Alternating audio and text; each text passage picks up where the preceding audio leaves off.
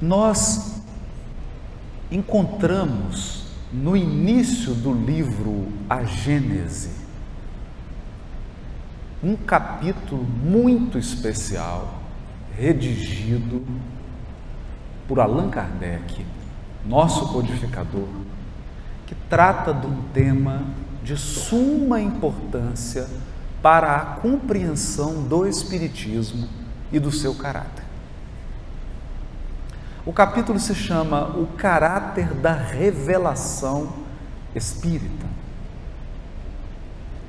E como sempre, Allan Kardec, que é um professor e que esteve ligado, antes de se envolver com o trabalho espírita, esteve ligado à literatura e ao ensino da língua francesa, portanto, como alguém que fala de dentro da literatura, que conhece a língua, que está habituado aos assuntos da linguagem, Kardec começa, para o seu propósito, definindo a palavra revelação. E está aqui, nesse simples gesto do codificador, algo que é muito importante para nós espíritas. Muitas discussões, muita incompreensão é gerada e é mantida por simples questões de palavra. Por quê? Nenhuma língua do planeta possui uma palavra para cada ideia. Então, geralmente, nós temos uma palavra representando uma multidão de ideias. Então, se eu digo a palavra revelação em português, ou a digo em alemão, em grego, em árabe, em hebraico, eu posso dizer a palavra revelação em chinês. Isso implica na necessidade de nós estabelecermos um consenso sobre o que nós estamos querendo dizer com essa palavra. E o codificador inicia esse capítulo explicando: revelar, no sentido mais simples do termo, é mostrar algo que ainda não foi visto, desvendar, tirar o véu, apresentar a alguém alguma coisa, uma ideia, um conceito, ou mesmo um fato, do qual aquela pessoa ou aquele grupo de pessoas não tinham acesso. É assim que nós podemos dizer que o documento X foi revelado, foi mostrado pela primeira vez e aberto para a apreciação das pessoas, para que elas pudessem examinar o documento, para que elas pudessem ler. E é assim que nós dizemos: tal fato foi revelado, ou veio à luz, porque você não conhecia aquele fato, você não sabia que aquilo tinha acontecido, e alguém então lhe revela aquele fato. Então, o codificador começa a nos apresentar esse sentido básico, consensual, simples, de que a revelação é algo que diz respeito a mostrar algo que é real, que é verdadeiro, verdadeiro no sentido de corresponde aos fatos. Quando alguém mostra isso, está revelado. Então ele constrói um raciocínio simples. Nós podemos pensar em reveladores de segunda ordem. Quando você ingressa no ensino médio e vai cursar os 3 anos do ensino médio, você passa a estudar matérias, disciplinas, com mais profundidade e separadas: física, química e outras. E o professor, então, ou professora, entram em sala de aula e começam a fazer revelações para você. Para você. Porque para ele não são mais revelações. São fatos. É um conjunto de conhecimentos que ele domina. E à medida que os meses passam, que as aulas se passam, o professor vai revelando aquilo que ele também aprendeu, aquilo que está registrado nos livros didáticos. Por isso é um revelador de segunda ordem. Mas dirá o codificador: quando um homem de gênio, um ser humano, um pesquisador, alguém elabora uma teoria, monta um equipamento de investigação e realiza experimentos e descobre um fato novo, aqui nós temos um revelador de primeira ordem. Porque o elemento que ele está descobrindo e apresentando não era conhecido, ao menos da forma como ele está propondo. Então, quando Albert Einstein propõe uma coisa difícil de mineiro entender. Você tem uma linha de ferro, então vem um trem. Mas lá o que anda na linha de ferro a gente chama de troço, porque o trem é qualquer outra coisa que não seja aquele troço. Então vem um trem numa direção e o outro trem na outra. Um está a 100 km por hora, o outro está a 200 km por hora. Quando eles se cruzarem, qual que é a velocidade que você vai sentir? É a soma das velocidades. Por isso que quando um carro cruza por você na estrada, parece que está rápido demais. Isso é intuitivo, isso era da observação. Acontece que vem o físico Albert Einstein e diz assim: se um trem vier na velocidade da luz e o outro trem vier na velocidade da luz, quando eles se encontrarem, qual a velocidade? Da luz. Então as pessoas olharam e falaram assim: esse homem ficou louco. Esse homem ficou louco. Então ele vai dizer: a velocidade da luz não se altera. O que altera é o espaço. Você já pensou? Amanhã eu preciso ir para Porto Alegre e eu estou precisando de um trem desse. Se dois objetos estão na velocidade da luz, muda o espaço. O espaço encolhe ou se alarga. Ou muda o tempo. O tempo passa mais devagar ou passa mais rápido, mas a velocidade da luz não se altera. Não é estranho isso? É estranho. É muito estranho. Mas é verdade. Muitos experimentos foram realizados e constataram que é verdade. Então Einstein revelou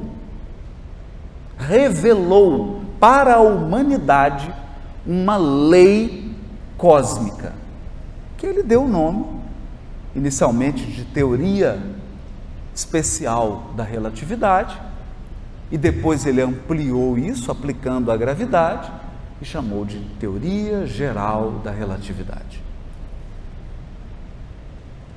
Que é uma loucura. Total loucura. O tempo não passa igual. O tempo depende da velocidade. Não é uma revelação? É uma revelação. Acontece que a cada segundo na Terra nós temos revelações. Alguém está pesquisando um animal, alguém está pesquisando uma maneira de fortalecer o grão de soja, outro está pesquisando sobre o arroz.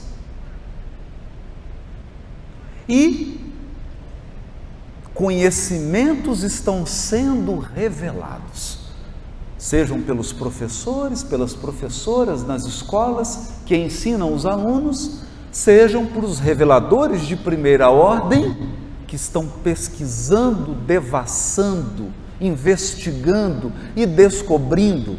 Agora, convenhamos, você acha que a relatividade surgiu quando Einstein nasceu? Então nós teremos que concordar com o Espírito Emmanuel quando ele diz que o ser humano já encontrou a casa pronta.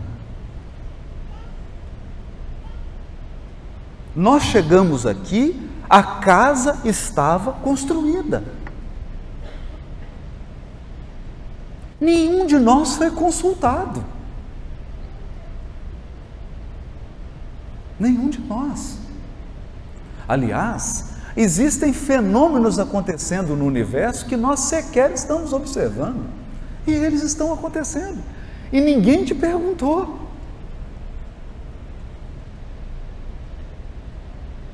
E nós sequer desconfiamos quais são as leis que regem esse fenômeno. Portanto, há uma natureza funcionando perfeitamente. Perfeitamente. Eu já vi greve de caminhão, mas nunca vi greve do sistema solar. Alguém já viu? Eu disse assim: Júpiter entrou em greve, parou, não faz mais a sua rota. O universo está funcionando perfeitamente. Perfeitamente. Quer nós tenhamos a compreensão disso, quer nós não tenhamos a compreensão disso. Então esse é um fato curioso, e Allan Kardec então já começa a abrir a nossa mente, porque ele quer chegar num outro aspecto. Ele quer chegar no aspecto espiritual e religioso. Estaria o âmbito da religiosidade ou da espiritualidade num compartimento à parte? Num compartimento isolado? Ou a espiritualidade e a religiosidade também integram a natureza e estão sujeitas ao processo da revelação? Essa é uma pergunta muito importante. Muito importante. E aqui nós teremos que tocar em alguns pontos muito delicados, mas hoje eu estou tranquilo, porque ontem eu estava um pouquinho bravo, segundo o Gabriel. Então vamos com tranquilidade. Nós conhecemos na história da humanidade inúmeros pensadores e filósofos, teólogos e espiritualistas. Como se deu o processo deles? Deu assim. Então, eu vou aqui encenar um filósofo, Demócrito. Então, o Demócrito, que é um grego, estava andando, sentou na mesa dele, pensou assim: do que todas as coisas são feitas?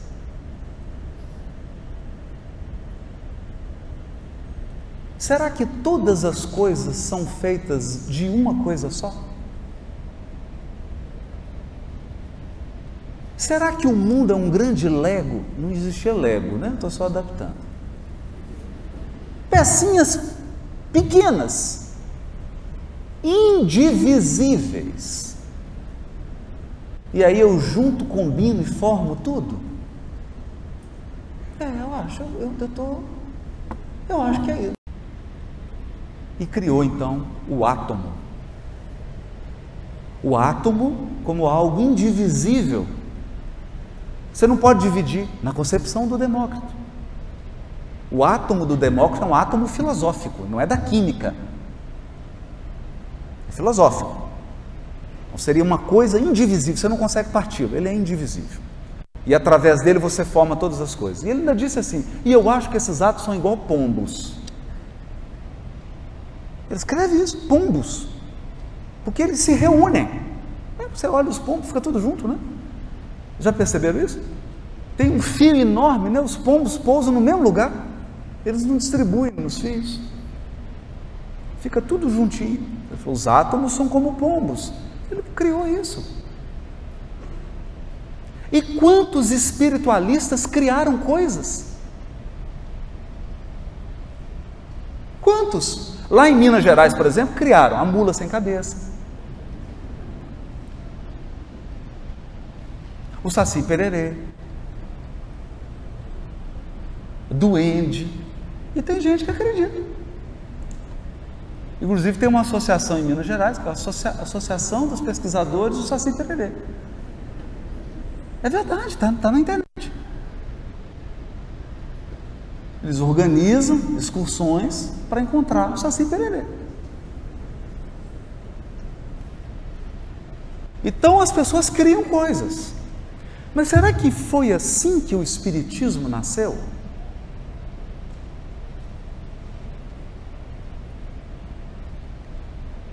Porque eu poderia citar aqui várias correntes espiritualistas, elas nasceram assim.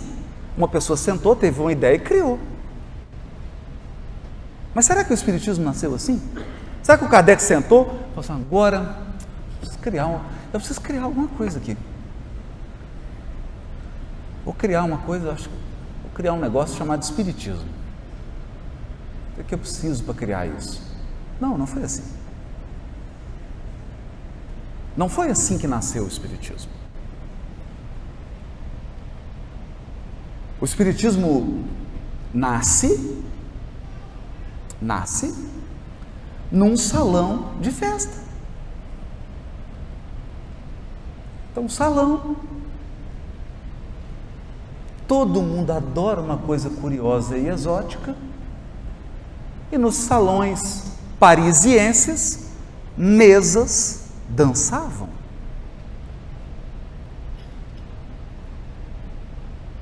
Mas como diz o Antônio, depois que inventaram o debulhador de milho, eu não duvido de mais nada.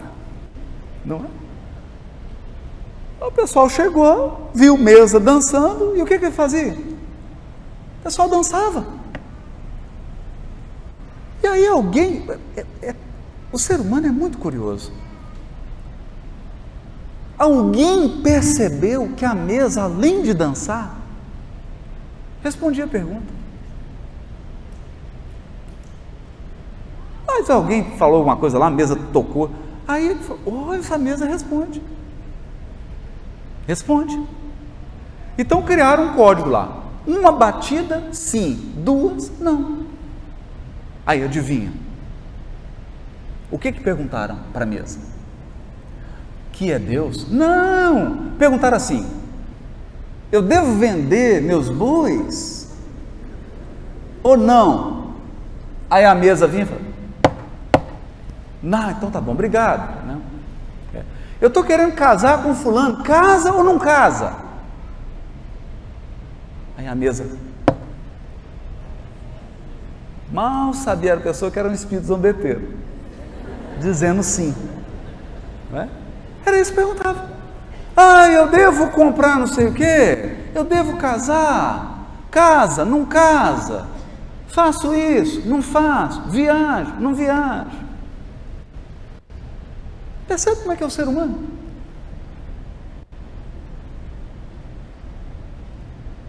Ninguém se Ninguém parou e falou assim: gente, tem uma mesa girando e respondendo pergunta, não é possível. Isso me faz lembrar aquela história de Minas Gerais, que o sujeito estava andando na estrada, o carro dele estragou. Estragou, ele abriu o capô, aí passou um cavalo. O cavalo parou, olhou para o motor, falou assim: troca a bobina. O sujeito olhou para o cavalo: mas não é possível. Um cavalo falando? E ficou com aquilo na cabeça, né?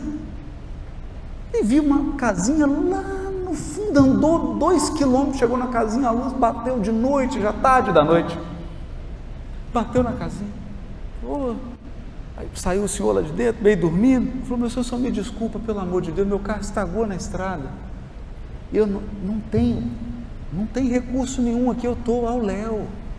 Pelo amor de Deus, me ajuda. Eu falei: não, fica tranquilo, o senhor está com sorte. O senhor está com sorte, eu tenho uma borracharia, sou mecânico. Eu falei: graças a Deus. Nossa, o senhor mora aqui há muito tempo? Eu falei: mora há muitos anos. O senhor tem uma coisa constrangedora para falar para o senhor. Eu falei: o que foi? Eu estava na estrada, passou um cavalo, olhou e falou assim: troca a bobina. Eu falei: esse cavalo não entende nada de mecânica. Então as criaturas não se deram conta, não se deram conta do que estava acontecendo. Mesas estavam girando e respondendo pergunta, e o pessoal, olha, na boa, ainda vinham as senhoras, vestiam toda bonita, aqueles vestidos de festa, o senhor, todo mundo bonito, uma festa. E aí o Kardec, que era muito sério, foi convidado por um amigo sério. E o amigo falou: eu queria te convidar para a gente ir numa sessão de mesa girante. O Kardec olhou e falou: você está de brincadeira? Não, é sério. O Kardec foi lá, viu a mesa girando e, pior, respondendo pergunta sobre casamento, se vendia, se não vendia, qual que é a profissão.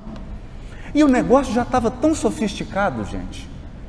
Olha para vocês verem o que é a criatividade humana. Eles colocaram um alfabeto no chão.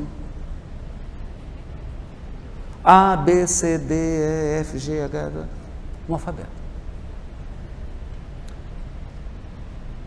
Ué, imagina a trabalheira. Aí fazia uma pergunta para a mesa, aí ela vinha. Pá, tocava numa letra. Uma demora. Aí chegava aquelas moças: eu devo casar com quem? Com Ivan, com Roberto, com Paulo, com Ricardo? Aí a mesa começava: R, I, C. Formava a palavra Ricardo. Eu vou casar com o Ricardo. I. Por quanto que eu devo vender os 2 cavalos? Aí tinha número também.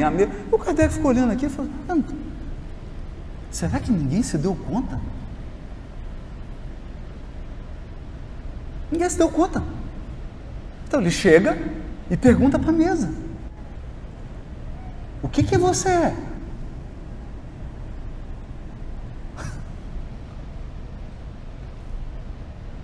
Porque o raciocínio do Kardec era assim: numa mesa girar, é igual o cavalo lá em Minas da palpite mecânica. Nós estamos acostumados. Mesa girar, vem um raio, as coisas, tanta coisa estranha acontece, né, gente? A mesa girar. Agora, mesa responder pergunta? Não, aí não. Mesa responder pergunta tem alguma coisa errada. Aí perguntou para a mesa: você é o quê? E não é que a mesa respondeu. A mesa respondeu: eu sou um espírito. Espírito? Você é diferente de mim? Eu não sou igual a você. Já tive aí. Peraí, aí não. Você já esteve aqui? Já tive aí. eu sou você amanhã. Perceberam? Então, em meio àquilo, Allan Kardec divisou o alcance filosófico daquilo. Então ele não sentou lá na mesa e falou assim, eu vou criar uma coisa. Eu acho que a gente podia criar um negócio chamado espírito, né? Não, só dialogar com a mesa. E não é que a mesa estava esperando ele? Estava tudo armado para ele chegar. Tanto que quando ele chegou, a equipe do lado de lá falou assim, agora leve esse homem para uma privada lá, uma reunião privada. E lá começou um processo de observação. Observação. Isso é importante. Observação. O que levará o codificador a dizer? Olha o que ele vai escrever quando ele trata do caráter da revelação espírita.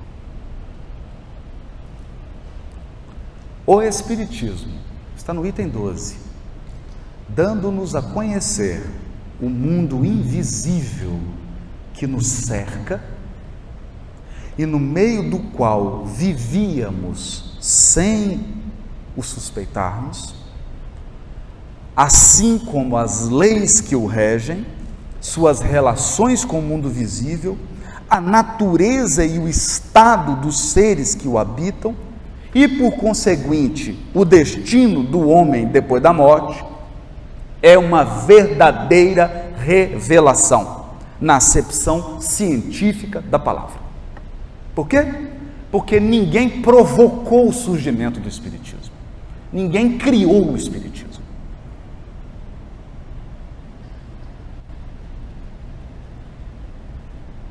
E por que chama Espiritismo? Porque a mesa não era o espírito? A mesa é espírito. Ela falou que ela era o espírito. Foi ela que falou que era o espírito. Então, tudo relativo ao espírito é espírita. Porque a gente fala assim, espírita, a pessoa acha movimento espírita. Gente, isso é outra coisa. Kardec usa o adjetivo espírita para dizer tudo aquilo que é relativo ao espírito. Por isso você vai encontrar lá o mundo espírita. Não é o movimento espírita. O mundo espírita é o mundo dos espíritos. Comunicação espírita é a comunicação dos espíritos. Não é interessante isso? Então aqui ele vai mostrando. Nós estávamos nesse mundo, mas não suspeitávamos que estávamos mergulhados num mundo invisível. Então ele observa fatos, não opiniões, fatos. E aí ele prossegue no item 13. Por sua natureza, a revelação espírita tem duplo caráter. Participa ao mesmo tempo da revelação divina e da revelação científica. Por que isso? Participa da revelação divina porque foi providencial o seu aparecimento e não o resultado da iniciativa nem de um desígnio premeditado do homem. Então não foi alguém que chegou e falou assim, agora eu vou criar o Espiritismo. Não, o Espiritismo não foi criado. O Espiritismo não decorreu da iniciativa de nenhum encarnado. O Espiritismo surgiu e ponto final. Surgiu. E não surgiu num lugar só. Surgiu em vários. Não é? Então esse é o caráter divino. Porque os pontos fundamentais da doutrina provêm do ensino que deram os espíritos, encarregados por Deus de esclarecer os homens acerca das coisas que eles ignoravam. que não podiam aprender por si mesmos e que lhes importa conhecer, hoje que estão aptos a compreendê-los. Então a humanidade adquiriu a habilidade de compreender esse fenômeno, porque isso não podia ser revelado antes. A humanidade não estava apta a compreender. A partir do momento que ela se tornou apta a compreender, foi revelado. E os Espíritos vieram começar a ensinar. Ensinar por um desígnio de Deus, da providência divina. E ele participa da revelação científica por quê? Olha o que Kardec vai dizer. Participa da segunda, da revelação científica, por não ser esse ensino privilégio de indivíduo algum.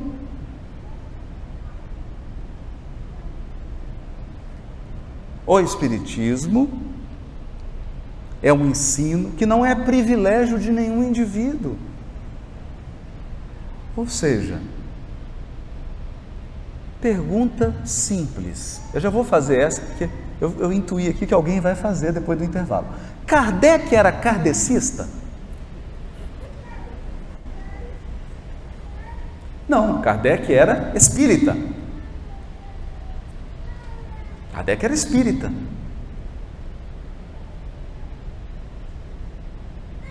Por quê?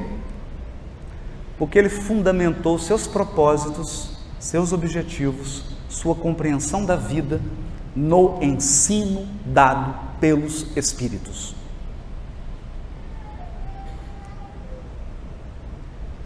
Ele pautou toda a sua vida no ensino dado pelos Espíritos. É simples. É simples. Não é? Então não é privilégio de indivíduo algum, mas foi ministrado a todos do mesmo modo, por não serem os que o transmitem e os que o recebem seres passivos, dispensados do trabalho de observação e de pesquisa. Olha o que o Kardec está dizendo. Nós espíritas não estamos dispensados do trabalho de observação e de pesquisa. Olha o que ele vai dizer mais. Por não renunciarem ao raciocínio e ao livre-arbítrio, porque não lhes é proibido o exame, mas ao contrário, recomendado. Porque a doutrina não foi ditada completa, nem imposta à crença cega, porque é deduzida pelo trabalho do homem, da observação dos fatos que os Espíritos lhes põem sobre os olhos e das instruções que lhe dão, instruções que ele estuda, comenta, compara, a fim de tirar ele próprio as ilações e aplicações. Aqui ele descreveu o trabalho dele de codificador. Aqui ele descreveu qual foi o trabalho dele, qual foi a missão dele. Então o que ele fez? Observou os fatos, ele ouviu as instruções, ele estudou, ele comentou, ele comparou os ensinos. Esse foi o trabalho dele. Numa palavra, o que caracteriza a revelação espírita é o ser divina a sua origem e da iniciativa dos Espíritos, sendo a sua elaboração fruto do trabalho do homem. Então a elaboração foi fruto do trabalho do homem e ainda o é. Ele vai dizer isso aqui. Não se estabeleceu nenhuma teoria preconcebida. Foram trazidos fatos.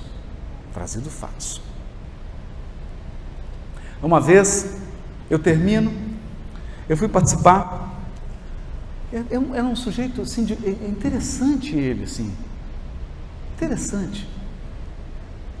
Era um médium místico, astrólogo, numerólogo, leitor de borra de café, ele fez tudo quanto é arte adivinhatória, ele fazia.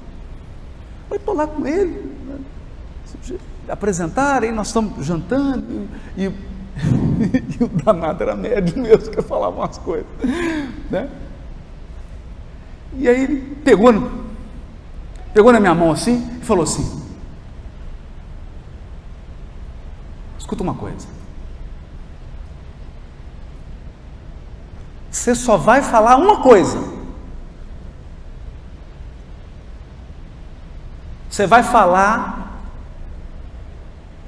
para todo mundo e desfazer uma mentira que contaram para a humanidade. Eu falei: meu Deus, uma pirou. Você vai falar para todo mundo que ninguém morre. Só fala isso, ninguém morre. O resto as pessoas vão descobrir no silêncio da noite.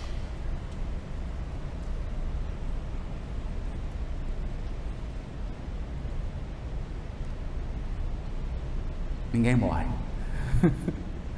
O resto você vai descobrir nas noites longas. E tomara que você tenha comprado um livro dos Espíritos, que aí vai ser mais fácil. Você vai poupar séculos. Tomara que você tenha comprado um Evangelho segundo o Espiritismo.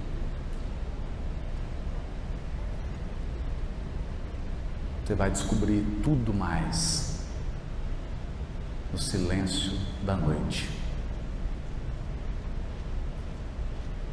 Porque o maior presente do Espiritismo para a humanidade é dizer: ninguém morre. Muito obrigado, gente. Vamos para o intervalo.